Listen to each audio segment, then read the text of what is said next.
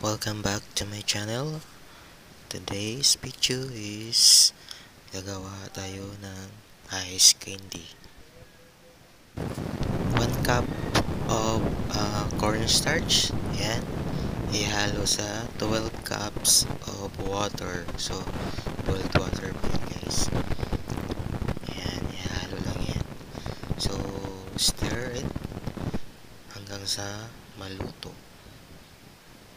Okay. So, ganyan lang. Mabantayan lang ito. Huwag yung iwan, guys, kasi tumitigas sa ilalim yung cornstarch. So, bilis-bilisan lang natin.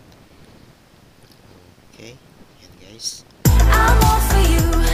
I'll show you all the stars. I'm all for you.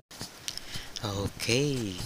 Ngayon, ito, 1/2 kilos of white sugar. Okay. I-add lang natin ito.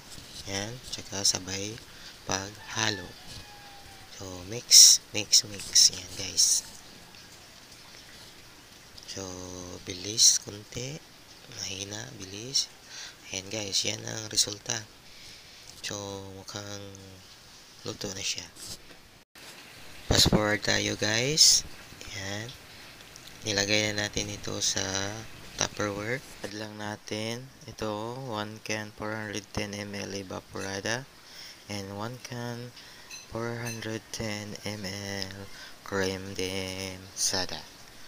Yan, guys. Tapos mix lang natin. And tapos fast forward. Tapos ito crushed graham. Ayan. Tapos mango. So, ihalo lang natin. Ayan, guys. Tapos, halo natin to.